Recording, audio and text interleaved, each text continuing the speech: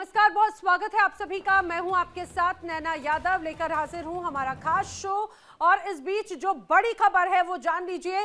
पाकिस्तान के खैबर पख्तूनख्वा प्रांत में बड़ा विध्वंसक अटैक हुआ है और ये अटैक किया है टीटीपी की तरफ से। बताया जा रहा है एसपी ऑपरेशन समेत पाक के 4 सुरक्षाकर्मी जो हैं वो इस दौरान प्रभावित हुए हैं, मारे गए हैं। आपको ये भी बताते चलें, लगातार खैबर पख्तूनख्वा में एक बड़े विद्रोह की तस्वीर नजर आती है। टीटीपी लगातार आज यहां पर आफत बनकर बरस रही है पाकिस्तान की सेना के खिलाफ। हंगू खैबर पख्तूनख्वा में टीटीपी के 2 धमाके इसके पहले देखने को मिले थे। एसपी ऑपरेशन असद जुबैर समेत 4 सुरक्षा कर्मियों के इस दौरान मारे जाने की खबर है। खैबर पख्तूनख्वा के हंगू इलाके में शुक्रवार को तहरीके तालिबान पाकिस्तान ने 2 भीषण धमाके किए। पहले धमाके में गलबिना चेक पोस्ट को निशाना बनाया गया, जिससे आसपास के इलाकों में अफरा तफरी मच गई। और जैसे ही सूचना मिली उसके बाद में यहां पर एसपी ऑपरेशन असद जुबैर अपनी टीम के साथ मौके पर पहुंचे, लेकिन जांच के दौरान दूसरा धमाका ठीक उसी जगह पर हुआ। इस हमले में एसपी असद जुबैर समेत 3 अन्य सुरक्षा बलों के जवान भी मौके पर ही शहीद हो गए हैं। स्थानीय प्रशासन के अनुसार दोनों धमाके आईडी यानी कि यहां पर एक बड़े धमाके के साथ में नजर आया था और उसी के जरिए ये धमाके किए गए हैं। लगातार आज सुबह से ही हम एक एक करके तस्वीर देख रहे हैं। पिछले 24 घंटों में आफत बनकर बरस रहे हैं टीटीपी के ये सभी, कहा जाए कि प्रदर्शनकारी। मेरे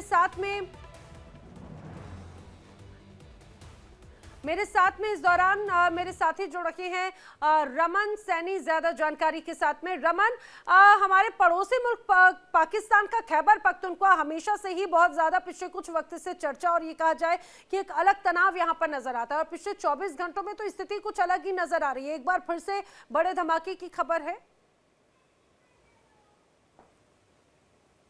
जी हाँ, बिल्कुल है ना। देखिए जिस तरीके से जो जानकारी निकलकर सामने आ रही है, आज सुबह ही हमने इस बात को लेकर जानकारी अपने दर्शकों से साथ साझा की थी कि 24 घंटों में 16 हमले जो हैं वो टीटीपी की तरफ से अलग अलग इलाके, अलग अलग प्रोविंस के अंदर किए गए हैं। और अभी जो जानकारी निकलकर सामने आ रही है, ये खैबर पख्तूनख्वा का हंगू इलाका पड़ता है और यहाँ पर बाकायदा सिक्योरिटी फोर्सेज का एक चेक पोस्ट है, गलमीना चेक पोस्ट। सबसे पहले यहाँ पर एक रिमोट कंट्रोल से आईईडी का ब्लास्ट कराया गया, वहाँ पर नुकसान पहुँचाया गया। और जैसे ही इस विस्फोट की जानकारी एसपी ऑपरेशन असद जुबैर को मिलती है तो वो अपनी टीम के साथ उस मौके वारदात के लिए जो है वो रवाना होते हैं। और जैसे ही गलमीना चेकपोस्ट के पास वो गाड़ी पहुंचती है तो वहां पर उनकी गाड़ी को टारगेट करते हुए दूसरा ब्लास्ट जो है वो आईडी से, रिमोट कंट्रोल से जो है वो ब्लास्ट किया जाता है, जिसमें उनकी गाड़ी पूरी तरीके से क्षतिग्रस्त हो गई, जिसकी तस्वीरें भी हम लगातार अपने दर्शकों को दिखा रहे हैं। और इसी गाड़ी में असद जुबैर जो है वो मौजूद थे अपने कुछ साथियों के साथ। और अब इसमें जानकारी निकल कर आ रही है कि 3 से 4 पाकिस्तानी सुरक्षा कर्मियों की मौत जो है वो हुई है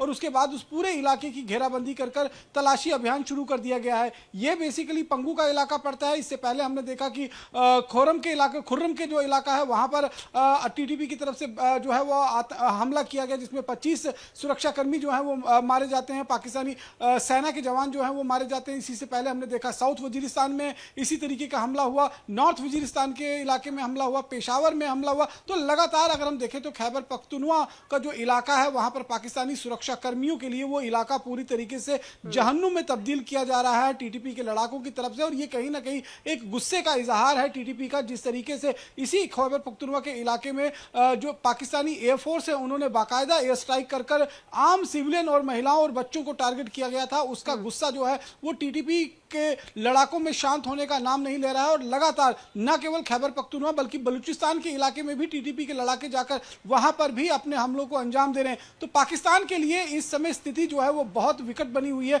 चाहे वो खैबर पख्तूनख्वा का इलाका हो, नॉर्थ वजीरिस्तान, खुर्रम, साउथ वजीरिस्तान, या फिर जिस तरीके से हंगू का इलाका है, और या फिर बलूचिस्तान का जो इलाका पड़ता है वहां पर भी हालात जो है वो बद से बदतर होते हुए नजर आ रहे हैं। अब देखना यह होगा कि किस तरीके से पाकिस्तान की सरकार और पाकिस्तान की सेना जो है इस पर काबू कर पाती है। लेकिन रमन एक और बात इस दौरान यहाँ पर ये नजर आई है कि यहाँ पर जो पाकिस्तान की सेना है उसके साथ में संघर्ष लगातार चला है और पाकिस्तान की सेना की तरफ से टीटीपी के कई यहाँ पर जो लड़ाके हैं उनको भी टारगेट किया गया और उन्हें भी ढेर किया गया है।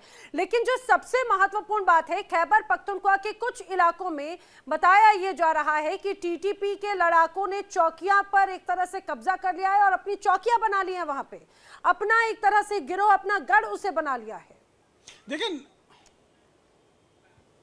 देखिए, निश्चित रूप में खैबर पख्तूनख्वा की बात करें जिसमें साउथ वजीरिस्तान, नॉर्थ वजीरिस्तान, खुर्रम, हंगू का इलाका, ये सभी वो इलाके हैं जो इस समय टीटीपी के कंट्रोल में नजर आ रहे हैं। और यहाँ पर अगर आप देखें तो जो पाकिस्तान की सेना, पाकिस्तान के सुरक्षा कर्मी हैं, वो अपना बचाव करते हुए नजर आ रहे हैं।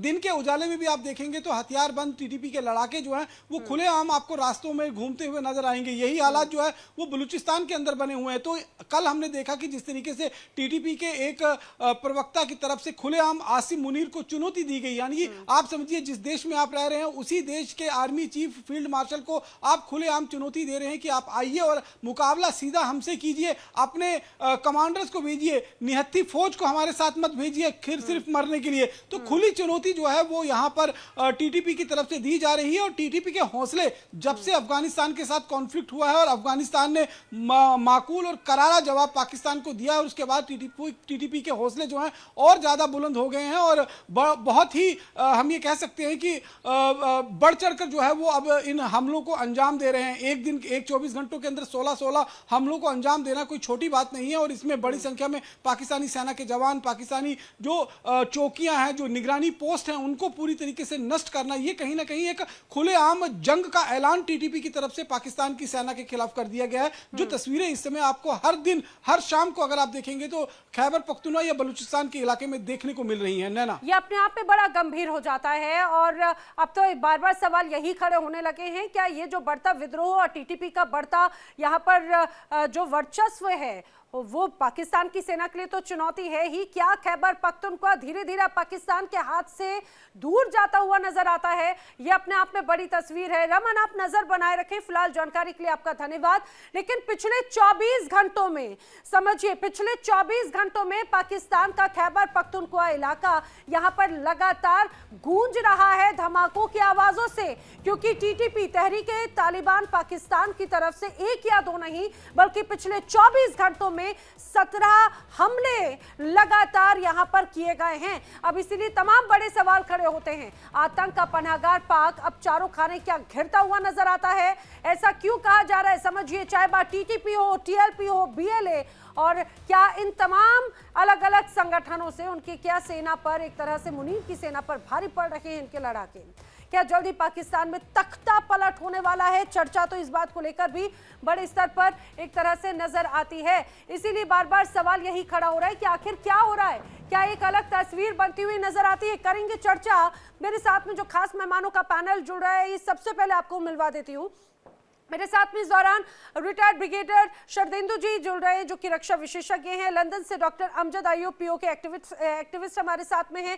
पाकिस्तान से शुमाइला सिद्दीकी, वरिष्ठ पत्रकार हमारे साथ में हैं, और पाकिस्तान से ही मुकीम अहमद, वरिष्ठ पत्रकार भी हमारे साथ में जुड़ रहे हैं। आप लोगों का बहुत बहुत स्वागत है इस चर्चा में। सबसे पहले मैं मुकीम अहमद जी, आप ही का ही रुख करते हुए समझना चाह रही हूँ कि आखिर क्या हो रहा है ये, क्योंकि खैबर पख्तूनख्वा के इन प्रांतों में पिछले 24 घंटों में कई बड़े हमलों की खबरें सामने आई है। दोनों तरफ से संघर्ष चला है।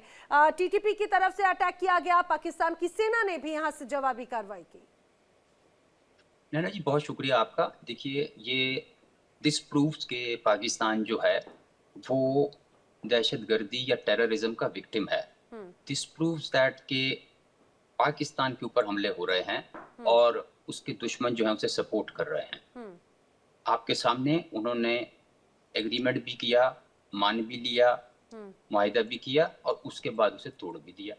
और सिविलियंस को अटैक किया जा रहा है, पाकिस्तान की प्रॉपर्टीज पे हमला हो रहा है, और पाकिस्तान की फौज ने फिर रिटेलिएट तो करना ही करना था। उन्होंने पहले भी यही कहा था और अब भी यही हुआ है। तो इसको इस सिनारियो में समझने की जरूरत है कि पाकिस्तान के ऊपर उसके दुश्मन बार बार अटैक कर रहा है और पाकिस्तान उसका जवाब दे रहा है, अपना डिफेंस कर रहा है। और इसमें जो है इसको बढ़ाने की, एग्जैजरेट करने की जरूरत नहीं है, और इस पे कोई खुशी मनाने की भी जरूरत नहीं है। लेकिन देखने वाली बात यह है कि पूरी दुनिया से कौन से लोग हैं जो इनको सपोर्ट कर रहे हैं, वो कौन लोग हैं जो पाकिस्तान को स्टेबल नहीं देखना चाहते, वो कौन लोग हैं जिनको मार पड़ी और अभी तक उन्हें आराम नहीं आ रहा, वो कौन लोग हैं जो पाकिस्तान को फलता फूलता नहीं देखना चाहते। तो ये सारी चीजें बड़ी इंपॉर्टेंट है नैना जी, और इसको एंगल से देखने की जरूरत है। ठीक है, मैं यही सवाल लेकर अमजद अयूब जी की तरफ जाने की कोशिश करती हूँ। पीओ के एक्टिविस्ट रहे हैं अमजद अयूब जी, जरा आप समझाने की कोशिश कीजिए। मुकीम अहमद जी कह रहे हैं कि भाई स्टेबिलिटी जो है वो तो पाकिस्तान में शुरू से रही है, पिछले कुछ वक्त से अस्थिरता यहाँ पर नजर आती है, और ये जो 17 हमले 24 घंटे में हुए हैं ये उसी का ही नतीजा है, ऐसा कुछ है क्या? देखिए, इन्होंने दो बातें की हैं। एक तो उन्होंने कहा पाकिस्तान इज अ विक्टिम, कि भाई पाकिस्तान विक्टिम है। Pakistan is not a victim, Pakistan is the culprit. ये बात ध्यान में रखिए। ये विक्टिम कार्ड जो है ना, पाकिस्तान पूरी दुनिया में खेलता है कि हमारे पे दहशतगर्दी हो रही है, हमारे पे दहशतगर्दी हो रही है, हम विक्टिम हैं, इतने लोग मार दिए। दूसरी बात इन्होंने कहा कि ये पता करना चाहिए, कि देखना चाहिए कि पाकिस्तान के दुश्मन कौन है जो पाकिस्तान को फलता फूलता नहीं देखना चाहते। पाकिस्तान खुद अपना दुश्मन है। पाकिस्तान की फौज पाकिस्तान की दुश्मन है, पाकिस्तान के जर्नैल पाकिस्तान के दुश्मन है, पाकिस्तान के करप्ट सियासतदान पाकिस्तान के दुश्मन है। आप मुझे ये बताएं, कॉमन सेंस की बात है कि डिस्टेबलाइज्ड पाकिस्तान का नुकसान पूरे रीजन को है। इंडिया, अफगानिस्तान, ईरान, चाइना, तो everybody wants a stable Pakistan. ये सोचना कि इंडिया पाकिस्तान को डिस्टेबलाइज करना चाहता है, मैं इस बात से एग्री नहीं करता। ये कॉन्स्पिरेसी थ्योरीज हैं कि बाहर से कोई आ रहा है। भाई अपने गिरेबान में झांक के देखो, ये गिरेबान है ना, ये इसके गिरेबान के अंदर झांक के देखो ऐसे, तो आपको पता चलेगा कि यहाँ एक जर्नैल बैठा है, यहाँ एक करप्ट सियासतदान बैठा है, यहाँ आईएसआई का डीजी बैठा है। तो ये 16 हमले 17 हमले 24 घंटे में ये कोई हैरत की बात नहीं होनी चाहिए। बीएलए ने जो है वो 27 मार्च को 24 घंटे में 84 हमले किए थे। तो पाकिस्तान खुद अपना दुश्मन है। पाकिस्तान के फौज का गुस्सा जो है वो पश्तून अवाम के ऊपर निकलता है। मासूम, कल इन्होंने एक बाप और बेटी ड्रोन हमला करके मार दिए, घर पे बमबारी की। मट्टी के घर बने हैं, मड हाउसेस हैं, छतें लकड़ी की बनी हुई हैं। इनको कोई एहसास नहीं है, इनके अंदर कोई शर्म नहीं है। ये मुझे एक डेड बॉडी दिखा दें किसी तालिबान की जो इन्होंने मारा हो। आप खुद सोचिए, अगर इन्होंने कोई तालिबान मारा हो तो उसका फोटो नहीं दिखाएंगे पूरी दुनिया को कि ये देखो टेररिस्ट है। लेकिन अमजद अयूब जी, आपने कहा कि गिरेबान में झांक कर देखो, गिरेबान में झांकेंगे तो क्या मिलेगा? मैंने बताया नहीं है? ये देखें, इधर फौजी जर्नैल बैठा है, इधर एक करप्ट सियासतदान बैठा है, इधर आईएसआई का डीजीआई बैठा है। ये खुद है। ये Pakistan is not a victim. Pakistan is created many victims, but Pakistan is the culprit number 1. There is no enemy of Pakistan other than Pakistan itself. Pakistan खुद अपना दुश्मन है। पाकिस्तान खुद अपने आप को बर्बाद किया है पाकिस्तान के जर्नैलों ने। और ये अब आ गए हैं, शुमैला हमारी पाकिस्तान से आ गई हैं। ये बड़ी लीडिंग वुमन है वहां पे, पॉलिटिक्स में भी, और बिजनेस वुमन है, जिसके लिए जाहिर है मैं इनका बड़ी इज्जत करता हूं, क्योंकि महिलाएं दुनिया में कहीं भी हो, अगर वो तरक्की करती हैं तो समाज तरक्की करता है। लेकिन इनका जो इंटेलेक्चुअल है माइंडसेट, वो वही है जो आईएसपीआर का है। ये बड़े दुख की बात है। ये अपने गिरेबान में नहीं झांकते। ये जब तक अपनी गलतियां तस्लीम करेंगे, ये इनकी इस्लाह नहीं हो सकती। आपको टोकूंगी, आप बड़े हैं मेरे से उम्र में।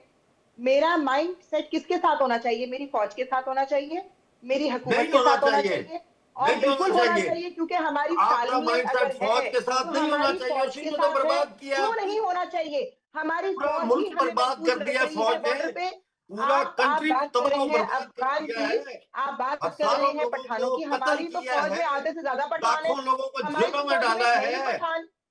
तो हम पठानों पे क्यों अटैक करेंगे? ये फजूल किस्म के नैरेटिव आप वहां से लंदन से बैठ के जो दे रहे हैं, देखिए सोशल मीडिया भरा हुआ है तस्वीरों से। छोटे छोटे बच्चे मार दिए इन्होंने।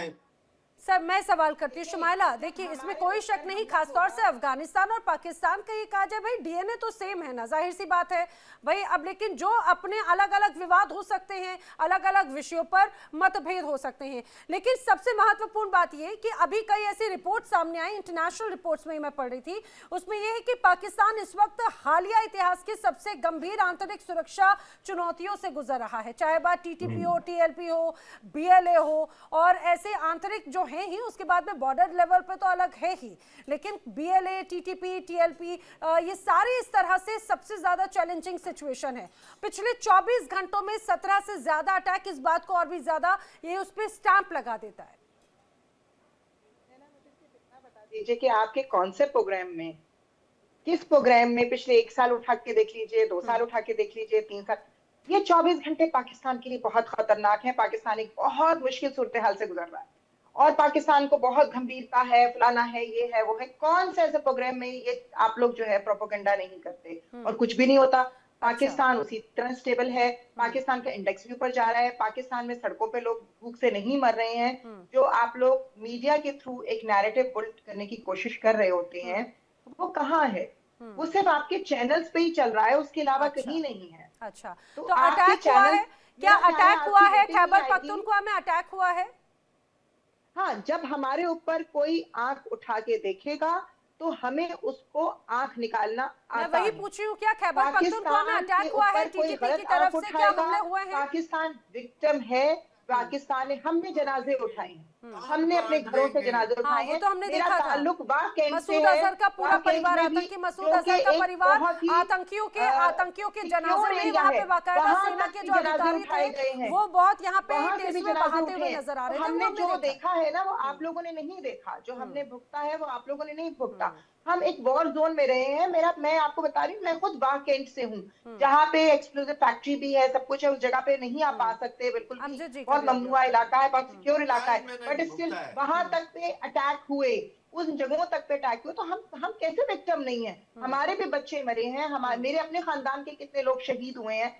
तो क्या बात है, हम क्यों फौज का साथ नहीं देंगे? बिल्कुल देंगे। तो हम उनका- किसका साथ देंगे? उनका- दुश्मनों उनका का साथ रीजन देंगे। क्या रहा? जो विक्टिम हमारी- अगर आज है- हमारी हर डिफीट के ऊपर खुश होने के लिए तैयार रहते हैं, जो दुश्मनों से मिलते हैं हमसे, जो इसलिए अफगानिस्तान के साथ आप खड़े हैं। आप ज्यादा खुशफहमियों में मत रहे अफगानिस्तान को लेके।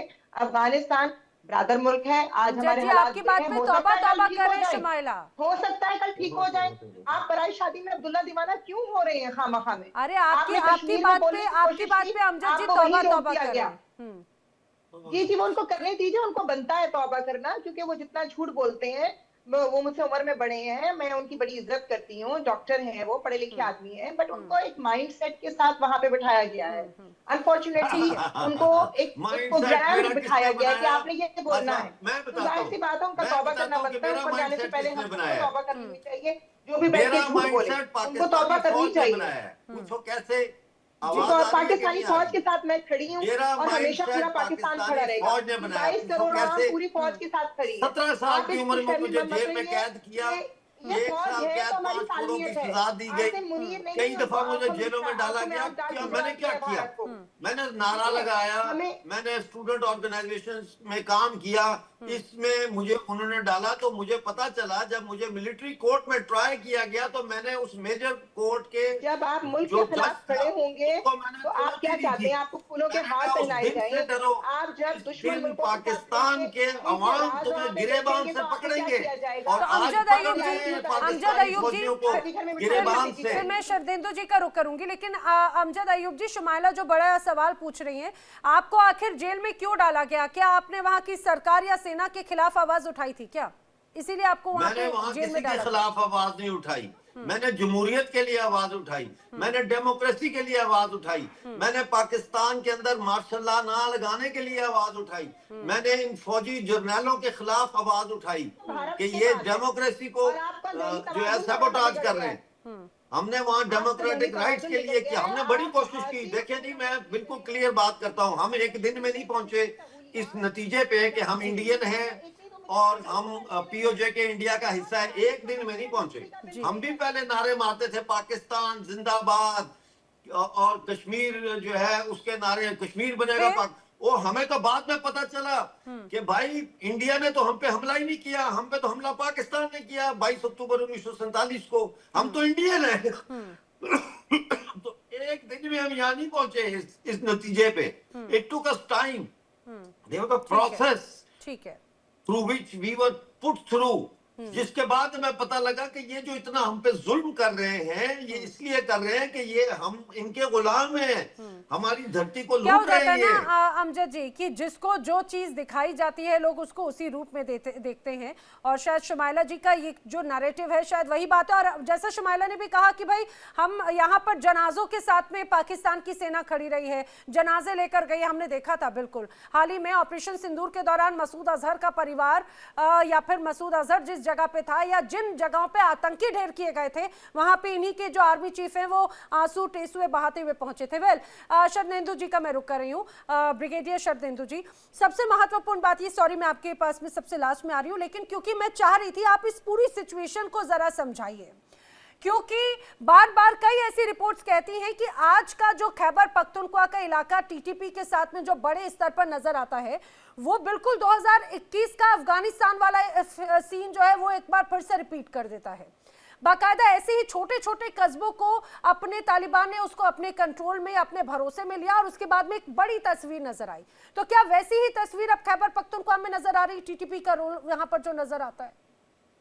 देखिए नैना जी, सबसे पहले तो पाकिस्तान को एक सेल्फ असेसमेंट जो करना पड़ेगा वो बहुत ऑब्जेक्टिव होना चाहिए। सेंटिमेंट से ऊपर उठ के आपको वस्तु स्थिति का ज्ञान होना चाहिए, क्या सिचुएशन है और ये इस सिचुएशन के लिए जिम्मेदार कौन है। तमाम आप पैनलिस्ट को बुलाते हैं और तमाम तरीके की बातें करते हैं, लेकिन इन सब चीजों के लिए जिम्मेदार तो वहां की सियासत है, उनकी पॉलिसीज हैं। इंडिपेंडेंस के बाद से किसी ने नहीं बोला था कि आप एंटी इंडिया पॉलिसी अपनाइए। आप भी तरक्की के रास्ते पे चल सकते थे, आप भी दहशतगर्दी पे रोक लगा सकते थे, आप भी जैशे मोहम्मद, लश्कर ए तौयबा के जो ऑर्गेनाइजेशन को आप बढ़ावा दे रहे हैं उस पर रोक लगा सकते थे।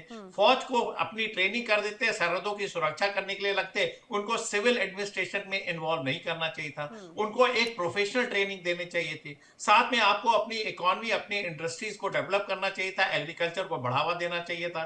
तमाम तरीके की आप सब्सिडी उसी लाइन पे चल सकते थे जिस लाइन पे हिंदुस्तान चला, लेकिन आपने ये सब नहीं किया और एक एंटी इंडिया रेटोरिक पूरे टाइम चलाते रहे। आज की डेट में खैबर पख्तूनख्वा में जो हो रहा है, बलूचिस्तान में जो हो रहा है, जो पीओके में हो रहा है, जो सिंध में हो रहा है, पंजाब में हो रहा है, उसके लिए आप दूसरे को कैसे ब्लेम कर सकते हैं? आपके लोग, जनमानस के लोग सड़कों पे प्रदर्शन करते हैं, आपके डिफरेंट ऑर्गेनाइजेशन तमाम तरीके के प्रोटेस्ट कर रहे हैं। टीटीपी हो, चाहे बीएलए बीएलएफ हो, चाहे आपके पीओके के एक्टिविस्ट हो, वो सारे के सारे आपके ही लोग हैं, आपकी जमात के लोग हैं। सर ये कह रहे हैं कि हम विक्टिम हैं, फिर भी यहाँ पे विक्टिम कार्ड खेला जा रहा है। इसीलिए मैं बोल रहा हूँ कि सारी चीजों के लिए तो आप जिम्मेदार हैं। आपने मार्शल लॉ लगाया, जियाउल हक के समय से आपने रेडिकलाइज किया अपनी आर्मी को और तमाम तरीके की ऐसी एक्टिविटी की जिससे कि टेररिज्म को बढ़ावा दिया। ओसामा बिन लादेन आपके यहाँ शरण लेता है और अमेरिका घुस के मारता, आप कुछ नहीं बोलते, और तमाम तरीके की टेररिस्ट एक्टिविटी को इस रीजन में फैलाते हैं। और आज भी ये आपकी दशा ये कि आप इसको बढ़ावा देते हैं। आप सेना को नहीं कंट्रोल कर पा रहे हैं, आईएसआई को नहीं कंट्रोल कर पा रहे हैं। तमाम टेररिस्ट ऑर्गेनाइजेशन जैसे मोहम्मद, लश्कर ए तौयबा, हिजबुल मुजाहिदीन, ये सारे आपके कंट्रोल के बाहर हैं। जब अफगानिस्तान में तालिबान की सरकार आई तो आपने ऐसे बिहेव किया जैसे जंग जीत लिया और आपने अपना स्ट्रेटेजिक पार्टनर खो दिया। क्यों? क्योंकि वो वहां के जो पश्तून थे वो आपस में मिलते जुलते थे। 2021 से पहले तो उनको आपने आने जाने दिया, खूब आपने प्यार मोहब्बत किया, और 21 के बाद उन पे रोक लगा दी, चौकियां लगा दी, उनके जो राइट्स हैं उन पे इंफ्रिंजमेंट किया। तो नेचुरली वो तो डूरेंट लाइन को मारते नहीं। पश्तून एक होंगे तो तमाम तरीके के हमले आपके ऊपर होने। और टीटीपी का जो हमला है और अफगान के जो तालिबान है वो मिलके देखिए लड़ाई लड़ रहे हैं। और पाकिस्तान उस स्थिति को विजुलाइज करे जब बीएलए, बीएलएफ और टीटीपी का एक लिंकअप होगा, पूरा का पूरा आपका देखिए बाल्कनाइजेशन की स्टेज में जा रहे हैं। आपकी तरफ एक टीएलपी है, वो भी आपके पंजाब में प्रदर्शन करते हैं। टीएलपी को किसने बढ़ावा दिया? आपके सियासतदारों ने बढ़ावा दिया, तो वो भी आज की डेट में सड़कों पे है। और आपका सिंध आपके साथ कभी था नहीं, बलूचिस्तान में आपने डेवलपमेंट नहीं किया, एक्सप्लॉयटेशन किया, और पीओके को आप जबरदस्ती आपने हिस्से मिलाया। ठीक कह रहे थे आपके कि उनको अब बाद में पता लगे कि पाकिस्तान के ही लोग आपके ऊपर आक्रमण करके उसको कब्जा किया। ये तो हमारा इंटीग्रल पार्ट है, वो हमारे साथ रहते तो बहुत तरक्की करते। जिस तरह अमन शांति जेएनके में आज की डेट में डेवलपमेंट है, पीओके में भी उसी तरीके का हाल होता है, बाल्टिस्तान में भी वही होता है, लेकिन आप ये ऐसा होने नहीं देना चाहते थे। आपकी सियासत रही क्या है? टेररिज्म, शॉर्ट टर्म गेन की तरफ आप गए, टेररिस्टों की मदद की, और हिंदुस्तान को आपने बोला कि 1000 कट से हम ब्लीड करेंगे, और ब्लीड कौन कर रहा है? आप ही कर रहे हैं। तो हिलरी क्लिंटन ने बोला ना, जो जैसा आप बोएंगे या सांप आप पालेंगे, तो ये मत उम्मीद करिए कि पड़ोसी काटेगा, वो आपको ही काट रहा है। आपके टेररिस्ट ऑर्गेनाइजेशन आपके कंट्रोल में नहीं है, आपकी फौज आपके कंट्रोल नहीं। कहां है शहबाज शरीफ, कहां है मरियम शरीफ, कहां है आपके चीफ मिनिस्टर, सियासतदान? आज की डेट में आपने अपनी जनता को मरने के लिए छोड़ रखा है। आपका सैनिक, पुअर सैनिक जब टीटीपी से लड़ता तो मारा जाता है, बीएलएफ उनको मार देते हैं, उनके ट्रक। आपके कहां है जनरल? क्यों नहीं आप जाके फ्रंट पे उनसे बातचीत करके उनको टॉप टेबल पे लाते हैं? क्यों अपने सिक्योरिटी फोर्सेस को मरने दे रहे हैं? आप थोड़ा सा इंटरनेशनल मीडिया देखा कीजिए, आप अपने चैनल भी देखते रहते हैं, इसीलिए वही खराफात एक चैनल से दूसरे, दूसरे से तीसरे, जो सारा दिन एक मैडम सुन लीजिए, बात सुन लीजिए, मैंने आप आपके सारे शुमाइला, मैं आपको बता दूं, जिनसे आप बात कर रही हैं ना, शुमाइला, मैं आपको बता दूं, जिनसे आप बात कर रही हैं वो रिटायर्ड ब्रिगेडियर हैं। जितनी ज्यादा शायद उम्र आपकी ना हो, उससे ज्यादा उनका अनुभव और उससे ज्यादा उनकी एजुकेशन और बाकायदा उन चीजों की सोच समझ है ना। मतलब मुझे लगता है कि उस चीज को लेकर माशाल्लाह से सारे जर्नैलों की भी सोच समझ है, माशाल्लाह से देख के बड़ा अफसोस होता है। ऐसी आपको मैं नहीं ब्लेम कर रहा हूँ, बातें कर रही होती है, आप अपने बातें कर रही होती है। आपका प्राइम मिनिस्टर कह रहा है कि जी आज बादल है तो जहाज चला जाएगा, रिडार में नहीं आएगा। मतलब इतनी सेंसलेस बातें आप लोग कर रहे होते हैं। ओह माय गॉड, आप शायद भूल गई, आप शायद भूल गई वो आपके ख्वाजा आसिफ की बातें थी, वो शायद आप भूल गई। वेल देखिए क्या हो जाता है, शुमाइला सुनिए क्या हो जाता है, वो शायद आप भूल गई। कुछ समय पहले आपके जो रक्षा मंत्री थे ना, बाकायदा उनकी तरफ से यही सारी बातें कही गई थी। जी, मैं पूरी बात उनको बताया। देखिए आप जैसे रिएक्ट करेंगे, फिर आप कैसे पल्स ऑफ विजडम आपके दिमाग में आएगा, कैसे आप चीजों से बाहर निकलेंगे? आप चीजों को ऐसे नहीं सही कर रही है, आपकी समझ ही एक संकुचित होती जा रही। इन्हीं पाकिस्तान भाइयों से जब आप यूरोप अमेरिका के धरती पे बात करें तो वो तमाम तरीके की चीजें बात करते हैं, चैनल पे आके उनको एक अलग तरीके का फोरिया हो जाता है, जैसे कि अगर वो कुछ एक्सेप्ट कर लेंगे तो वो एंटी नेशनल हो जाएंगे। इस तरीके के खौफ में मत जिए, आप एक पत्रकार की हैसियत से चीजों को एनालाइज करिए और बिल्कुल विदाउट एनी कलर्ड विजन लोगों के सामने चीजों को। देखिए आपके सैनिक मारे जा रहे हैं, आपकी जनता मारी जा रही है, ह्यूमन राइट्स का वायलेशन हो रहा है, बच्चे मारे जा रहे हैं, तमाम तरीके के एयर स्ट्राइक हो रही है। देखिए एयर स्ट्राइक से अमन नहीं आता है, एयर स्ट्राइक से यही तो बात है, सिर्फ हमला और बदला, इससे अब आप समझिए कि आपने तालिबान को इसी रूप में बनाया था, और आज वो आपके सर पे बैठा हुआ है। और ये इस बात को सबसे गंभीरता वाली बात है, थोड़ा सेंसिबल बात करते हैं। मैं मुकीम जी का रुख करना चाह रही हूँ, प्लीज मुकीम अहमद जी। बात बहुत गंभीर इसीलिए हो जाती है क्योंकि कोई भी देश हो, जब भी वहां पे कोई हमला होता है तो वहां की नीतियों के खिलाफ होता है, लेकिन जान जाती है वहां की जनता की, वहां की व्यक्ति की, वो सोच के खिलाफ विद्रोह होता है, लेकिन जान देने वाले होते हैं। यहाँ पे चाहे बात पाकिस्तान के सैनिक हो, वहां के आर्मी पर्सन हो, वहां के पुलिसकर्मी हो या फिर राहगीर हो, कोई भी हो, जान जाती है किसी आम व्यक्ति की, लेकिन नाराजगी होती सिस्टम की। जैसा कि हमने देखा, अमजद जी भी बार बार कह रहे हैं कि भाई जो नाराजगी है वो सिस्टम के खिलाफ एक तरह से रही है। सबसे महत्वपूर्ण बात है इस नाराजगी का सल्यूशन क्या है, क्योंकि एक नहीं दो नहीं कई ऐसी रिपोर्ट्स आई हैं पिछले कुछ महीनों के अंदर, 2025 के अंदर ही कई लोग खैबर पख्तूनख्वा में जान गंवा बैठे हैं। चाहे बात उन्हें आप आतंकी कहें, लड़ाके कहें, आपके सैनिक कहें, आपके पुलिसकर्मी कहें, जान तो गई है, सिस्टम के खिलाफ तो नाराजगी है ना। देखिए मसला ये है कि जब तक पाकिस्तान को उसके दुश्मन हमलावर होने से बाज नहीं आते, ये सिलसिला चलता रहेगा। और आप लोग जो तो हैं तालिबान को जब आपने बनाया, जब तालिबान को आपने ये कहा जाए कि पोषण दिया और जनता का जब शोषण किया, तब आपको ये लग रहा था कि शायद तालिबान वही आपका हथियार बने और आपके जो दुश्मन हैं वो उनके लिए एक तरह से वो काम करेगा, कठपुतली के तौर पर। लेकिन अब एक तरह से वही आपके लिए आप एक रिटेलिएट कर चुका है। सुनिए ना जी, अब मेरी बात सुन लेना, जब एक मिनट मेरी बात सुनिए। देखिए इस सारे सिनेरियो में पिछले 40 साल में से 30 साल तक इंडिया ने शुमाली इत्तेहाद को सपोर्ट किया। अब आपको तालिबान पे प्यार आ गया, अब देखने वाली बात यह है कि अब क्या हुआ। आपके 10 से 12 काउंसिलर जो थे अफगानिस्तान में, वो बदअमनी को सपोर्ट कर रहे थे, वो शुमाली तहात को बाकायदा फंडिंग कर रहे थे। हाँ, मुकीम और अहमद, ये जितने ग्रुप्स हैं ये इंडिया फंडिंग हैं। तो देखिए, जब इस सारी सूरत हाल में इंडिया अपना मंफी रोल या जो नेगेटिव रोल है वो खत्म नहीं करता, ये सिलसिला ऐसे ही रहेगा। और शुमाना जैसे इशू ये है, अब आप उस वक्त ये है कि बिल्कुल ऐसे मासूम बन के फिर प्रोग्राम में बिठा लेते हैं हमें और फिर सवाल करते हैं कि ये क्यों हो गया। अब करने वाले भी खुद ही हैं, अच्छा, लाशी अच्छा। गिराने वाले भी खुद ही हैं, और फिर ये रोने का ड्रामा करने वाले भी खुद ही हैं, और ये अमजद भाई साहब की तरह सर रोता पीटने वाले कौन भी है, खुद ही ये हैं। तो पूरी संसार देखती है। वही बात है ना कि भाई हमारे पास में कुछ नहीं है, हम विक्टिम हैं। देखो, हमने तालिबान को हथियार दिए, आईएसआई ने वहां पर ट्रेन किया, हमने सोचा था कि वो हमारे कठपुतली बना भी, ऐसा नहीं कि कठपुतली नहीं बना, लेकिन जब उसकी आंखें खुल गई तो उसके बाद में उसको समझ में आने लगा कि भाई पाकिस्तान जो है, वहां की जो सेना है, वो हमारे साथ में क्या अत्याचार कर रही है। वही बात है कि हमेशा एक दूसरे को कल्पिट बनाते हुए, खुद को विक्टिम शो करते हुए हमेशा बचा नहीं जा सकता है। मुकीम अहमद, बात यह है कि आखिर सॉल्यूशन की बात क्या नजर आती है। वहां की जनता बीएलए बलूचिस्तान में लोग लगातार नाराजगी अगर दिखाते हैं तो उस नाराजगी को किस रूप में आपने कम करने की कोशिश की? क्या यहाँ की सरकारों ने वहां पर ऐसा बजट एलोकेशन किया कि यहाँ की जनता का विकास हो? क्या खैबर पख्तूनख्वा के लिए विशेष ऐसे कोई आयोजन किए गए कि यहाँ की जनता की जो नाराजगी है वो दूर हो? देखिए, आप कोई नागालैंड और मणिपुर पे भी यही बात पूछती हैं हमसे, हम आपको बताते हैं बिल्कुल, आइए। नागालैंड और मणिपुर के लिए तो स्टेटस है, स्पेशल स्टेटस है सर। स्पेशल स्टेटस ये है कि वहाँ पे क्रिश्चियन औरतों को नंगा करके जुलूस निकालते रहे आप, ये स्टेटस है आपका। वहाँ थानों में लोग औरतों को अभी तक वहाँ पे वो AFSOS लगा हुआ है। आप जाइए, अभी कुछ समय पहले वहाँ पर खुद पीएम मोदी भी होकर आए थे। आप लोगों को तो उनका फोबिया है ना, वो खुद भी होकर आए थे। मोदी अगर बगैर सिक्योरिटी के वहाँ होके आ जाए तो जो चोर की सजा, अरे सुनिए भाई, हमारे सुनिए क्या है, हमारे यहाँ ना बाकायदा बहुत अच्छे से पता है हमारे जो पड़ोसी मुल्क है उनकी किस तरह से मंशा होती है, और खास तौर से कोई भी डेजिग्नेटेड प्रधानमंत्री को आप बिना सिक्योरिटी क्या भेजना चाहते हैं, हमें पता है आपको उनका खौफ है।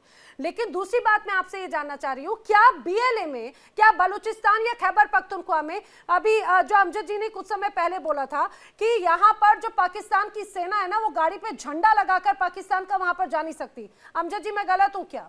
आप कहां पे आप सिक्योरिटी की बात कर रहे हैं?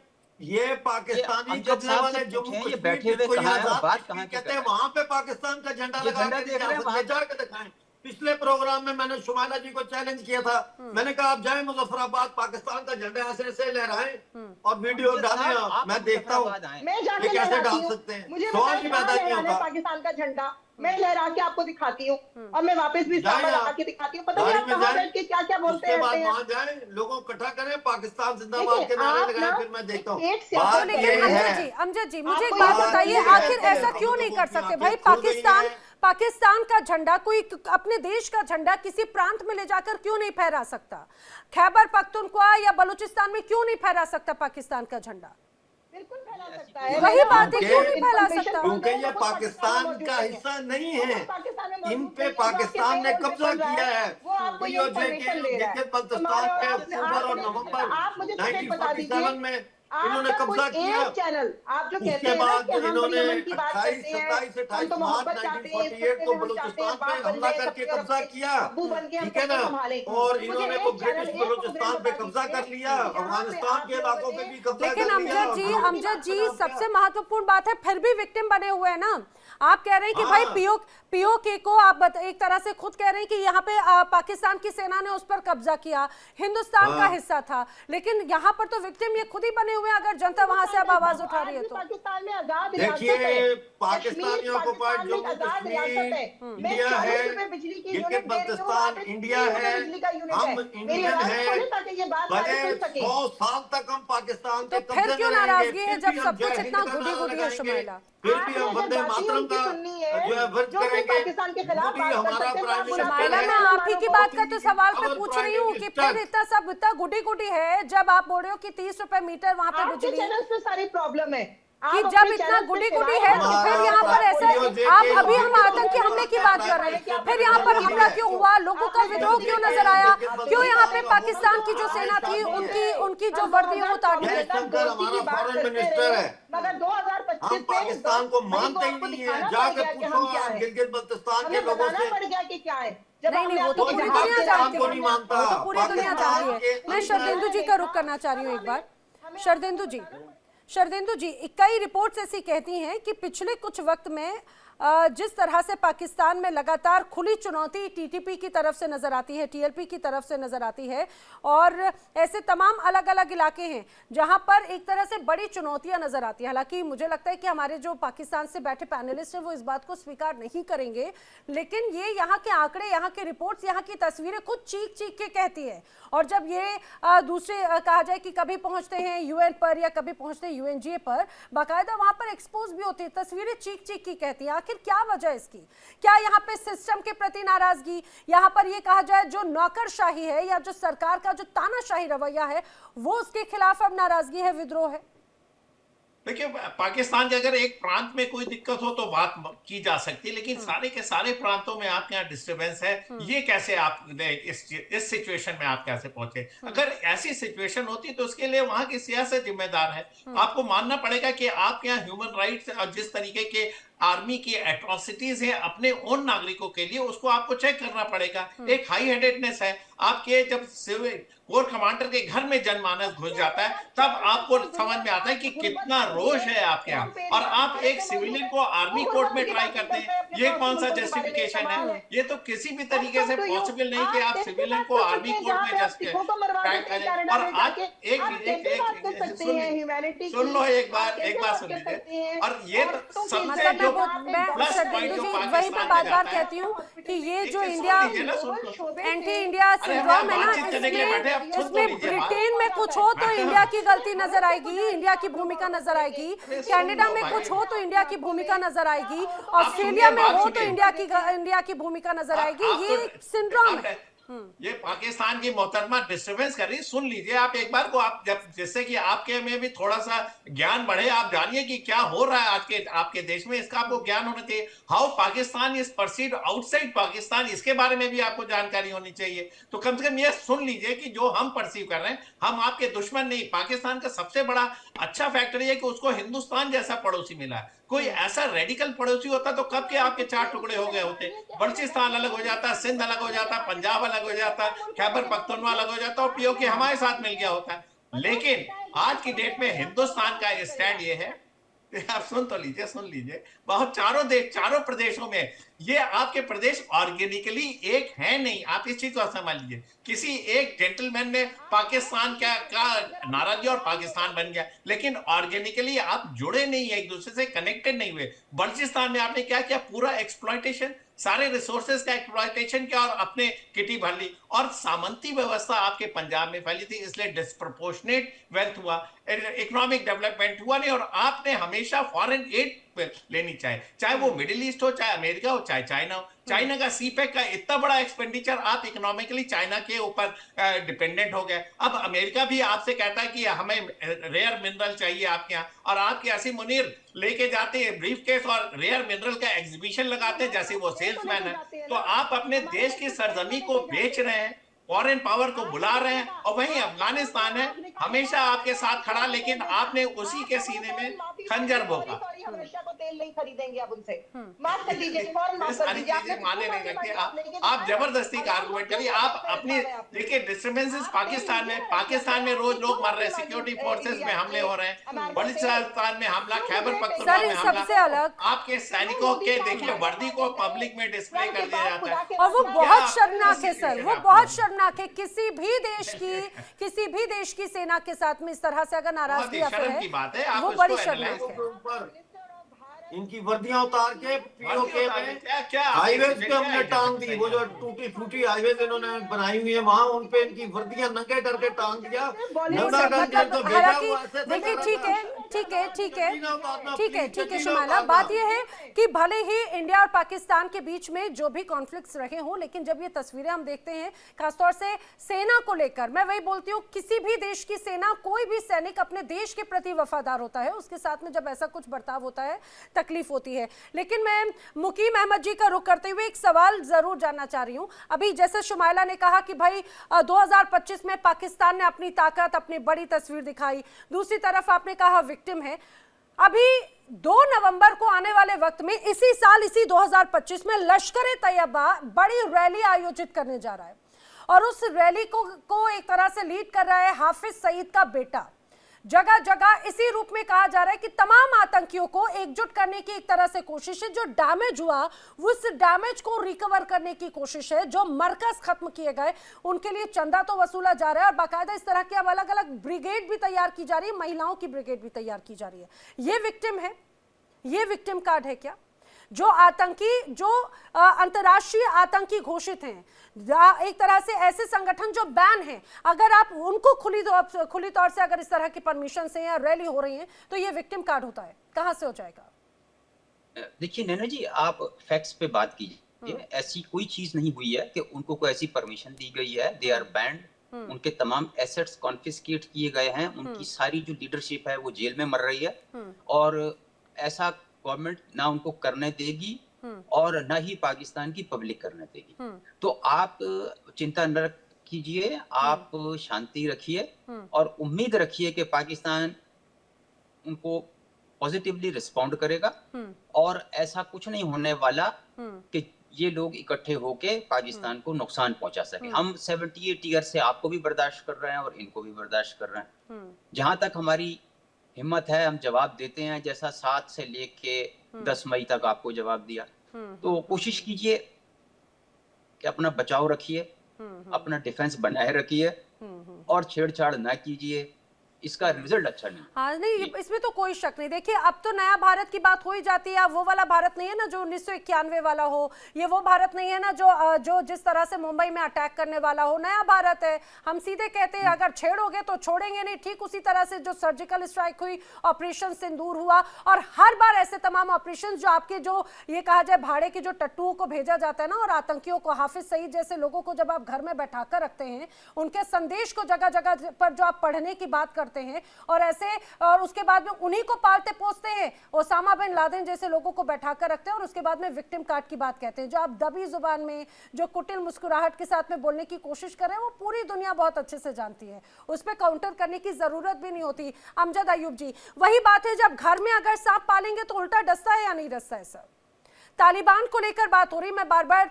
डिसेंसी से बात कर रही हूं, अगर इधर उधर की बात करनी तो वही, अगर तालिबान को लेकर बात होती है, तालिबान का जन्म कैसे हुआ, तालिबान को किसने समर्थन दिया, तालिबान को किसने बनाया, तालिबान को किसने अलग अलग जगहों पर इम्प्लांट किया?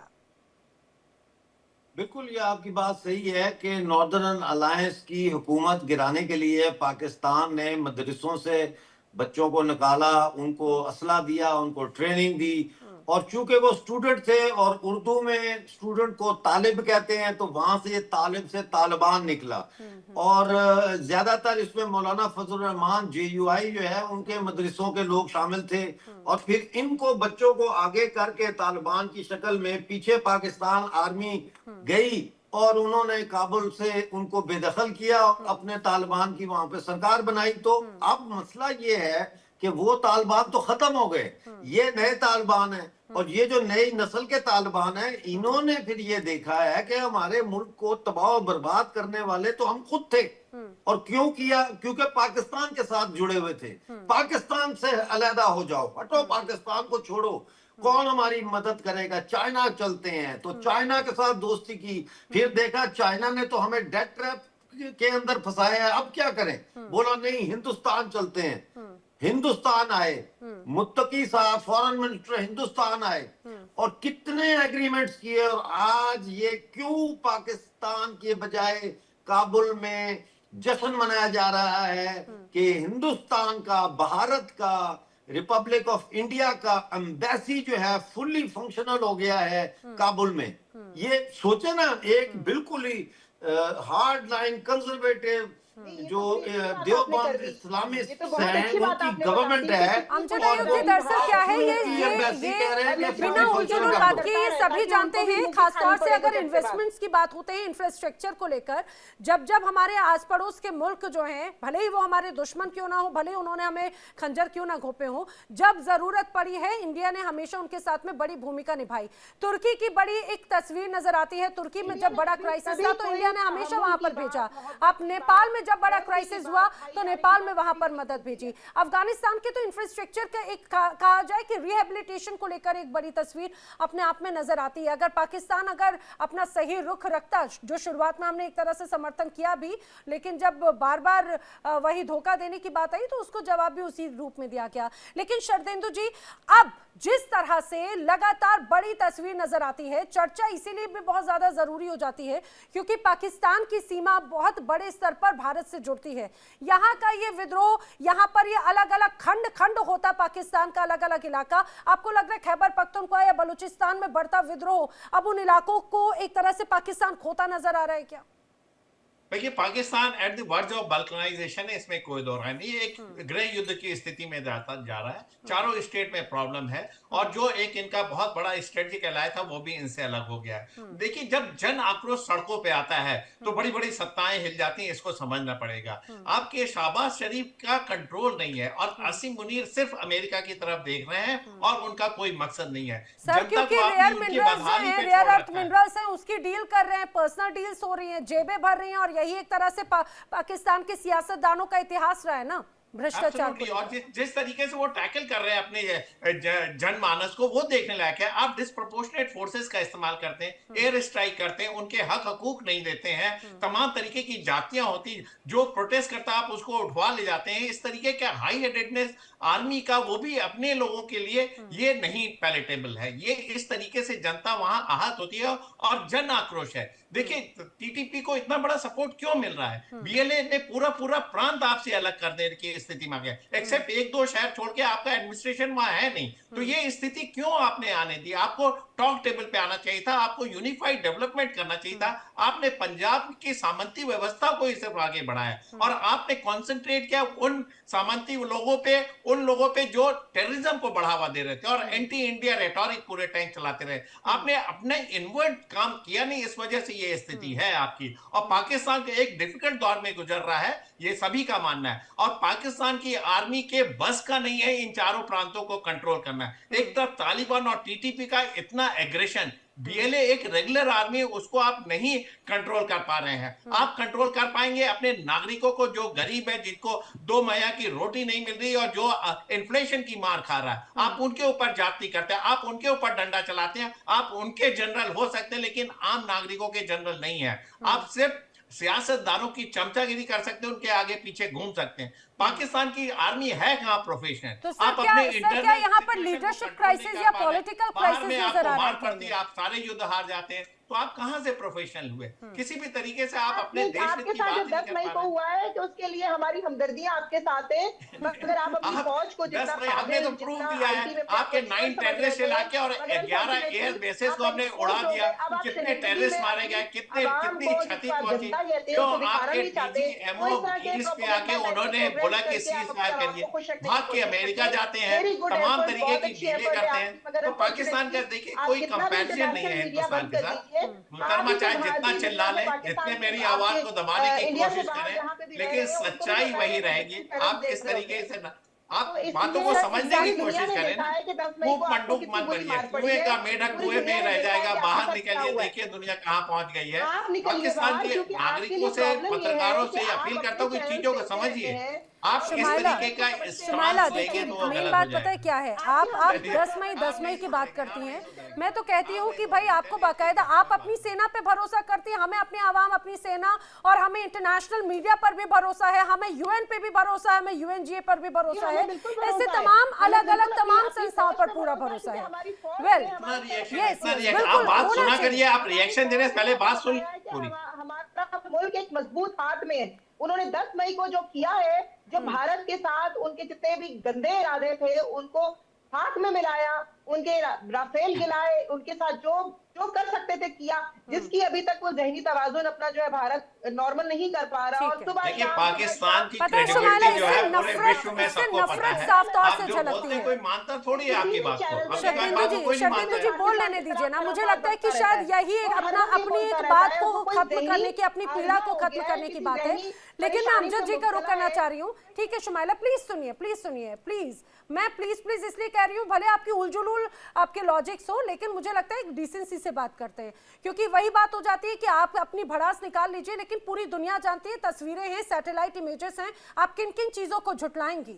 आपको खुश रहना है, ख्याल अच्छा है आपका, खुश रहते रहिए, खून बढ़ता है आपका। लेकिन अमजद अयूब जी, जो नफरत अभी शुमाइला की जुबान से साफ तौर से इंडिया के प्रति और भारतीय सेना की के प्रति जो नजर आती है, पाकिस्तान सेना की भी, सर ये नफरत बढ़ाने की जगह अगर बलूचिस्तान या पीओके की जनता के बीच में प्रेम बढ़ाने की बात करते या उनके प्रति नफरत को खत्म करने की बात करते, तो आपको ऐसा लगता कि सिचुएशन कुछ और होती। प्रायोरिटी कभी बलूचिस्तान, पीओके या ऐसे बाल्टिस्तान रहे ही नहीं है इनके। शायद यही वजह है, हमेशा प्रायोरिटी नफरत फैलाना, आतंकवाद फैलाना और दूसरों में तबाही लेकर आने की रही है। देखिए नैना यादव जी, बात ये है कि पाकिस्तान बनाया ही इस मकसद के लिए गया। पाकिस्तान बनाया गया हिंदुस्तान को मुसलसल डिस्टेबलाइज करने के लिए। पाकिस्तान बनाया गया मुसलसल अफगानिस्तान को डिस्टेबलाइज करने के लिए। ये अंग्रेजों का एक मसनूई जाली आर्टिफिशियल स्टेट है। अब मैंने आपको बलूचिस्तान का भी बताया कैसे कब्जा किया, जम्मू कश्मीर का भी बताया कैसे कब्जा किया।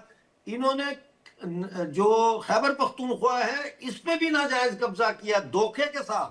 ये कहते हैं कि रेफरेंडम करवाया गया 7 से 17 जुलाई 1947 को, पार्टीशन से पहले ये रेफरेंडम होता है। कांग्रेस की सरकार है वहां, कांग्रेस उसका बाइकआउट करती है।